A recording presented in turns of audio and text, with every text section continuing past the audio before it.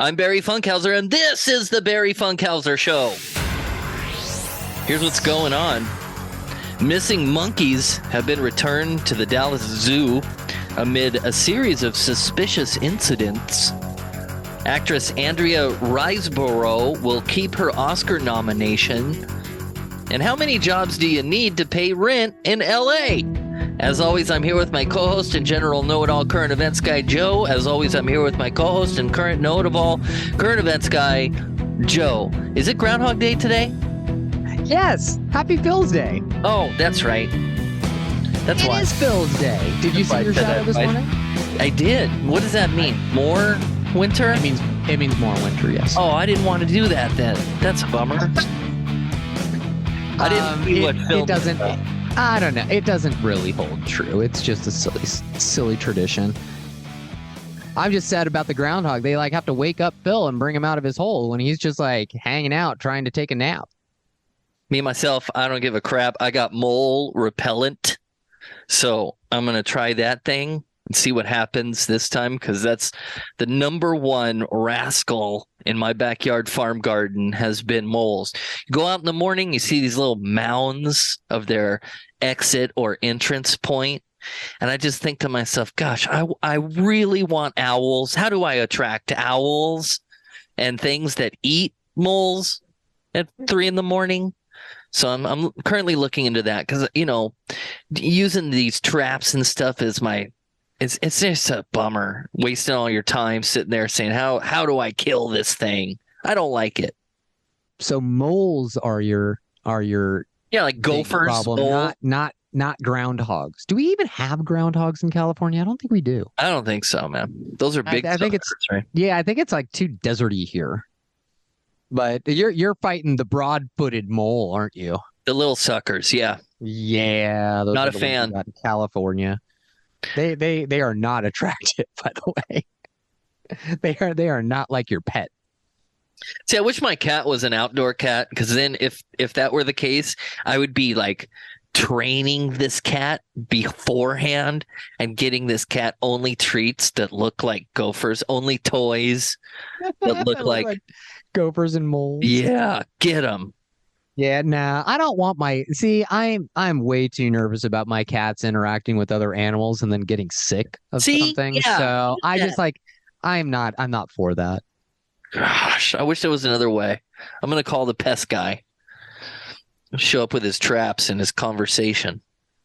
Yeah, I know. It's sad because, you don't want the pests there, but you don't necessarily want to eradicate them. You just want to go somewhere else. I don't want to kill you. Just don't eat my lettuce. Hey, maybe they are helping me on a positive note. Maybe they are helping me at my latest hobby. So I took my metal detector out of the box yesterday, Joe, and yay. I uncovered something. Oh. It's not one of those things that you plug in and it doesn't have an internal battery in it. You know what kind of battery this thing takes? What's that? 3 9-volts. Your metal detector takes 3 9-volt batteries? What a weird thing in 2023 to have to go find. Right? I would have thought that. I mean, it's a newer metal detector, right? It's not like a 20-year-old metal detector you got at the Goodwill or something. That's right, brand new out of the box, and the little pinpoint one. Guess what kind of battery that one takes? A 9-volt. A 9-volt. See, that's so weird. I thought the only thing that took 9 volts these days was fire alarms. I don't get it, man. Must be something to do with the voltage, but. Yes, I would just think that everything these days just has internal rechargeable battery packs. I would think so too. So that's why I'm okay, going another day without finding out what's working in my backyard. I want to see what's metal back in there. Yeah, it's so weird. Oh, well, I mean, come on. There's got to be a Best Buy or just a grocery store around you that has some 9 volts, right? I'm going to go check it out, man, but I don't want to be that sucker asking the guy, hey, pardon me. This may be a random question, but do you carry 9-volt batteries? Why? I never understood why people don't want to ask employees for help in stores. That's the first thing I do. I'm I need to find this. I am beeline to an employee. I'm like, I need this item. Where do I find it? Thank you. They're there to work. They're there to help you find items to sell. So why not utilize their knowledge of the store for that? I like going into like Home Depot and then just saying 9 volt, 9 volt. And then, you get it. You end up getting your thing. But acting like a complete idiot at Home Depot, it's like nails.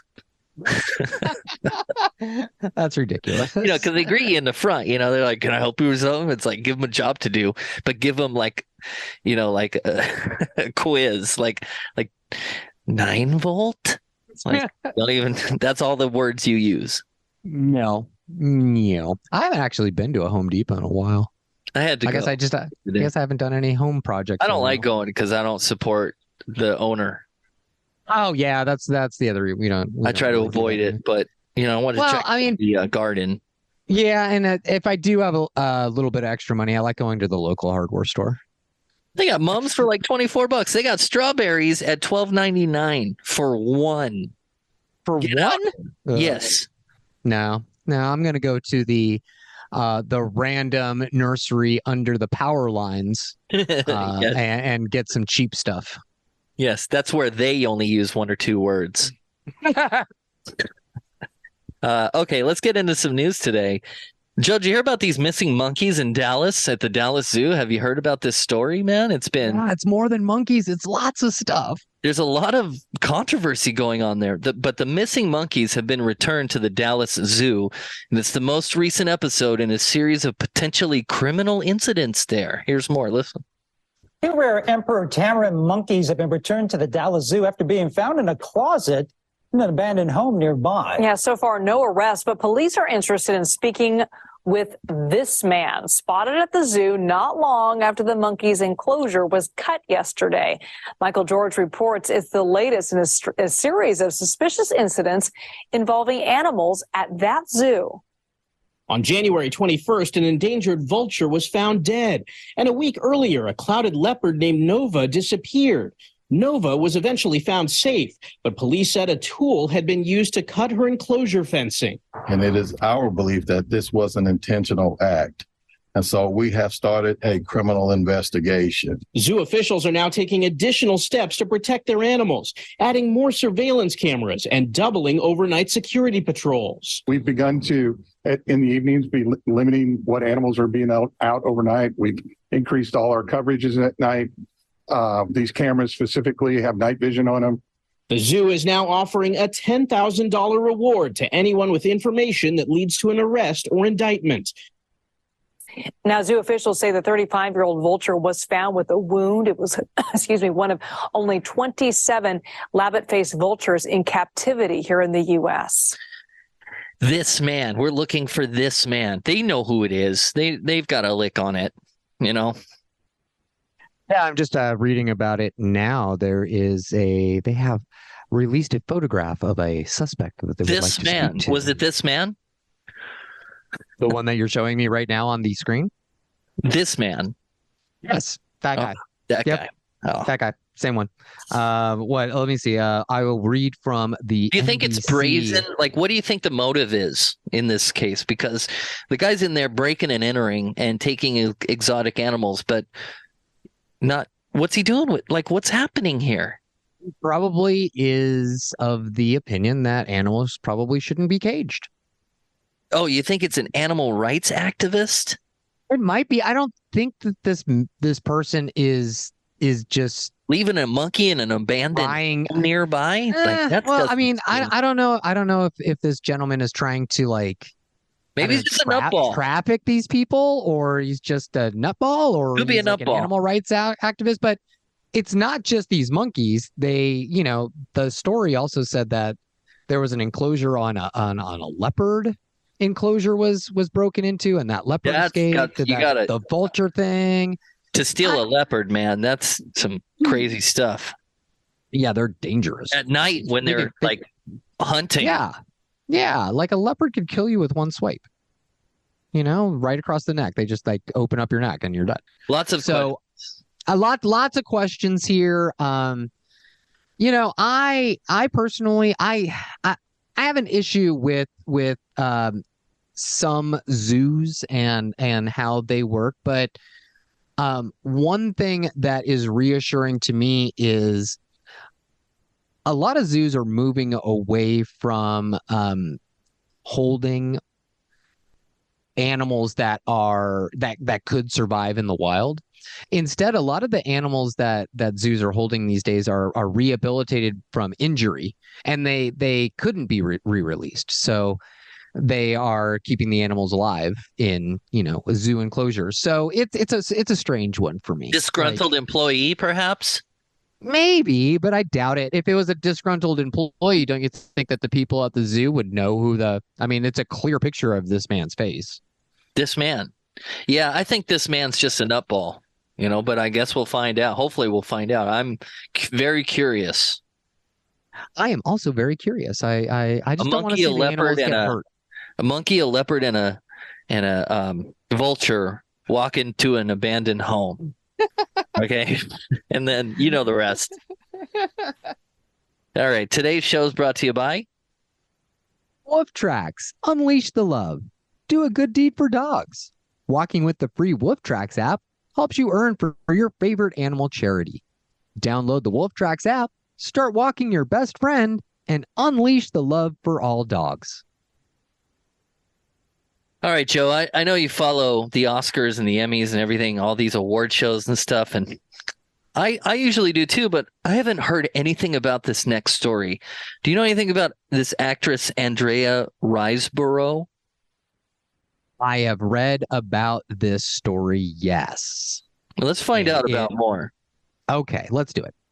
Hey, how does it feel to win such a life-changing sum of money? Oh, well, I feel a hell of a lot better than yesterday. It's a sad tale of love and loss, as Andrea Riseborough stars in To Leslie as the single mom who won big and lost it all.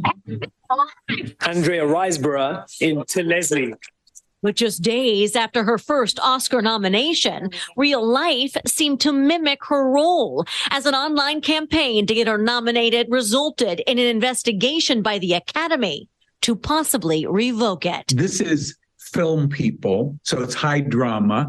A lot of it's taking place on Twitter, so there's also high drama. Tim Gray is the awards editor for Variety. Like many things, the Academy's butting heads against modern technology. The issue started because the low-budget independent film made little money in the box office, but the shine of Tinseltown and the power of social media gave it buzz. So this was a campaign that was done through a grassroots movement. It wasn't done by a major studio. They didn't have lavish dinners and big screenings. I mean, it was really just word of mouth among Hollywood's elite. Nigel Smith is the senior news editor for People magazine. He says some may have broken the rules. I cannot name competitors in your campaigning, so you can't, say she's better than Kate Blanchett and Tar, for example, and stuff like that might have happened on social media. The Academy held an investigation and Tuesday ruled that Riseborough can keep her nomination, but went on to say in a statement, "We did discover social media and outreach campaigning tactics that caused concern. These tactics are being addressed with the responsible parties directly." I think the Academy was right to have an investigation because I think they're trying to nip it in the bud. Experts say some may get slapped on the wrist for aggressive tweeting, and the rules will likely be clarified for next year. Tell me I'm good. But for the film that made less than $30,000 at the box office and the actress whose performance caught Hollywood's eye, they'll get their spotlight on the big stage and maybe even the statue that goes with it. You don't got to worry about me because despite your best effort, I ain't going nowhere. Just like in the movie. Well, the Academy said in its statement tonight that it will evaluate the rules and make changes after the award cycle. Guys. Still an Oscar nomination, right? It is. My goodness. Yeah. All right, Joy. My goodness. Well, okay, now I understand. Well, I don't know how to think about this. She's not going to win. No, I don't think she's going to win. But it's stuff like this that really turns off just like the normal moviegoer. Because Does it why make you want to watch that movie? No, No. Sure. An Oscar nom is going to help a movie that hasn't gotten wide attractions Yeah, or isn't a that what wide it's for? audience yet. No, it's not. That's not what it's for. It's not. The Oscars aren't a marketing ploy. It's an I award think for. they are. I mean, they use I'd like it. to believe you, Joe, but I believe the they deep use state. it as a marketing ploy, but I believe that you might be right in some ways and wrong in others. Well, okay, then you are of the opinion that these people broke Academy rules. Yeah, I am. I think so. I think anytime you add social media to anything, it destroys it. It's like matter. I don't think so. I don't think that this person broke the rules. I think that there are some very high profile female artists in Hollywood that really liked this actress's performance and wanted to, as fans, get the word out there to normal moviegoers. Because like a movie like this, it made 30 grand. You know, it has no distribution. It's not on any streaming platforms yet. So I think that these are just movie fans. They just also happen to be like, I don't know who were some of the names involved, like Drew Barrymore or Gwyneth Paltrow. I think that they were dropped just Kate fans. Blanchett's name, but I don't know. Oh, Kate Blanchett. Okay, yeah, like I think they are just fans, and they were just like, "This is an incredible performance. Go look at it." And then the Academy is like, "Hey, you might be skirting some of our laws here and bylaws about getting people nominated." Honestly, who cares? Most normal moviegoers, one, they're never going to see this movie. And two, this is why people don't like these award shows. They don't like these things because they pull movies out and nominate them for awards that nobody's ever heard of. And then you have huge blockbuster movies that everybody sees that don't get nominated. The Academy has slowly been making some changes to try to address those things. And I think, didn't Maverick get like a Best Picture nomination? Top Gun Maverick, the biggest movie of the year. I think Avatar also got like a Best Picture nod. Maybe I'd have to look into that one. But they're making some changes to make it more accessible because that was the thing. Everyone was saying, you know, if it's not like Oscars so white or Oscars so male, it's Oscars are out of touch because they are, you know, it's just like all these art house movies that normal fans never even hear about. So I don't know. This is a non-controversy in my opinion. Just a news blip. All right, more news. It's no secret that Southern California housing is not cheap, but how many jobs do you need to afford rent? Well, real estate website Zillow crunched the numbers, and you're not going to like it. This is why I don't play video games with you. It's a typical night for Jacob Marker and Matt Garrison, who not only share a game, but an apartment just to make ends meet in North Hollywood. 2 bedrooms. I mean, you could see it's not the Taj Mahal.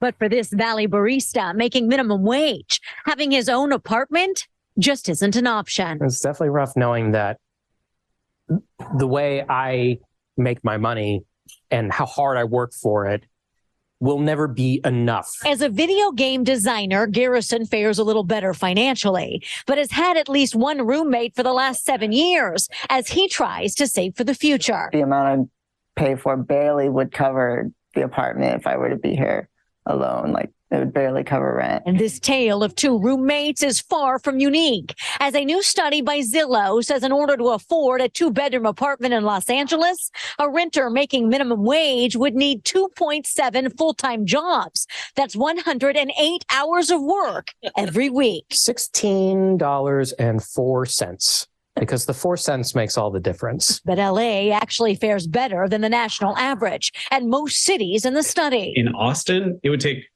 a little over 5 full-time minimum wage workers to afford a 2-bedroom rental. Jeff Tucker is an economist for Zillow. I think what this goes to show is that local policy measures can make a really big difference in raising people's incomes, to help deal with that high cost of living. The study compared minimum wages in the nation's 50 largest cities versus the average cost of a rental. What they found is that cities that still use a federal minimum wage of $7.25 an hour were the hardest to live in. Austin and then Atlanta are the two most unaffordable. And that's because, these are two cities that are pretty expensive, growing in demand cities that still have that federal minimum wage. The city that fared the best is Fresno, California. It's getting some of those California policies that are pushing up the minimum wage, but Fresno itself and the Central Valley in general is one of the last affordable parts of California. Affordable is not a word usually associated with LA. And with the average price of a 2-bedroom renting for $2,100 a month, living alone just isn't an option for many, including Marker. But he says he'll just keep working hard, hoping something gives so he can finally get some space. Hold on a second, Joe. How many jobs do you need to live in Fresno? I missed that statistic. One. What's going on here? I think it's just one. No, the crazy thing to me is this story says that Los Angeles is an affordable option for people. You only need 2.5 jobs to live here.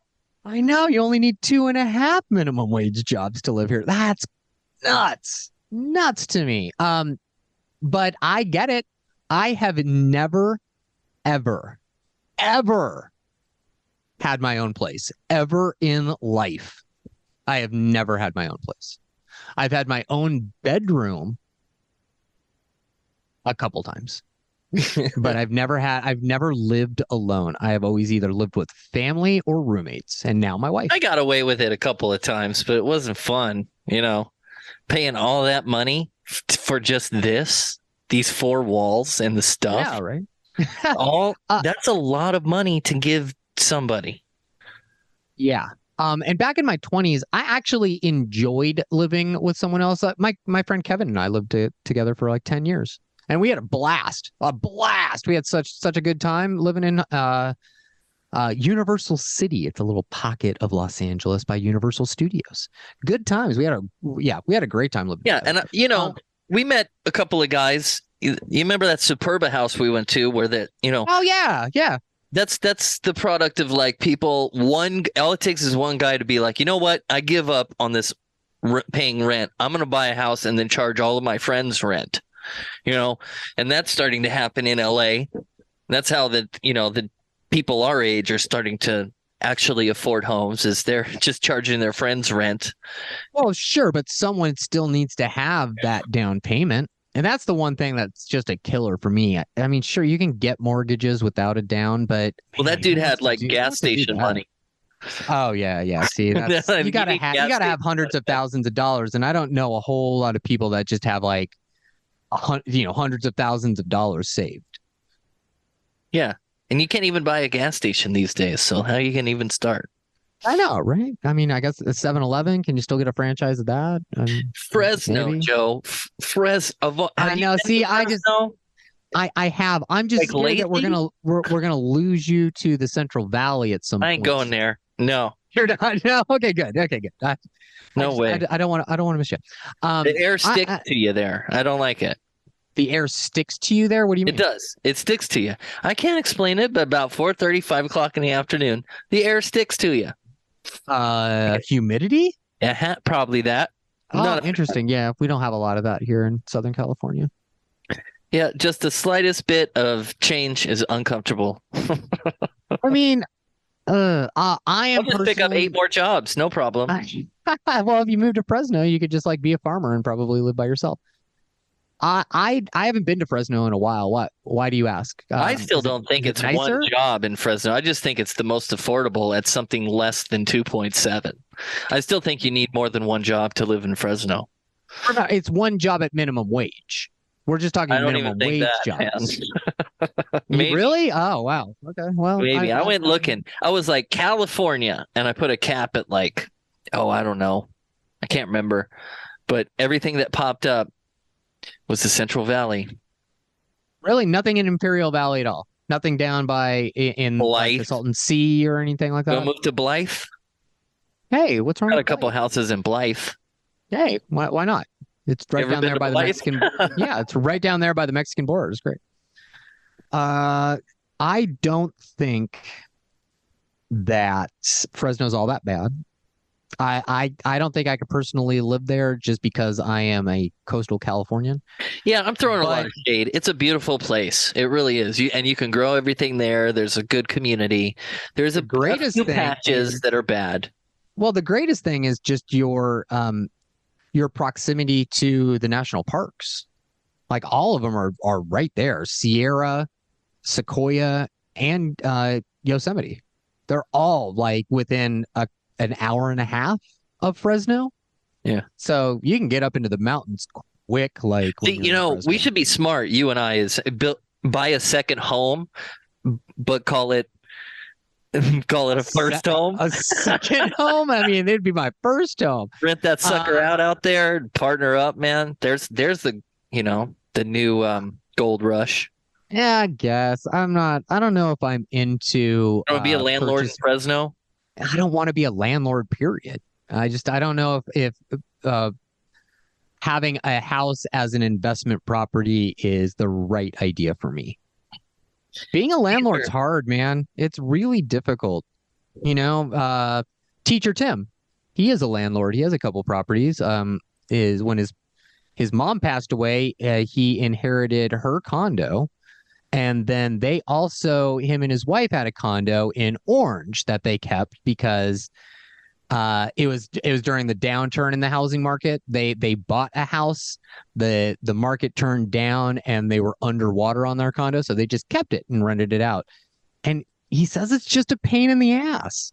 Renters are not like me. Like Linda and I are pretty good renters. We're nice people. We take care of our place. We make sure everything looks nice. We don't trash our apartment, and we always pay rent on time, and we're pretty quiet. But we are an aberration. Most renters don't care at all about their rental unit. They trash them. They break stuff. They make your property look bad. I'm just relaying what Teacher Tim's telling me about. It's more fun to about fix renters. it. If you're into that sort of thing, every time you get a new tenant, you can remodel. No, because that takes money, and then Take you're it cheap, pulling man. your You can figure it profit. out. You're You can figure pulling it your profit. It doesn't matter. Any money you have to put into that rental is pulling from your profit, and then it puts you underwater. Well, I still want to be a landlord in Fresno. So here's what we're going to do, man. We're going to save all these questions for tomorrow's guest. We have on with us Don James, the radio realtor. He's a realtor in Orange County and Hawaii. And we're going to have him on to talk about, we're probably going to nerd out about radio, but I'd really like to investigate what it takes to be a landlord in Fresno. Wait, can he be my landlord in Hawaii? Hey, you'll have to ask him tomorrow. He'll be on I with am it. absolutely going to ask him tomorrow. This is very intriguing. See, I thought I was going to lose you to the Central Valley. You might lose me to the islands. Hey, let's do a second home up there, man. We can share it. Just leave me enough toilet paper when you leave. All right. What island? Okay. You know what? We're going to talk about it tomorrow. I'm going to ask him the difference between buying a house in rural Hawaii, which is literally every other island except for Oahu. I'm going to ask him, and we're going to see what he says. Don James, the radio realtor, on tomorrow. This is the Barry Funkhauser Show.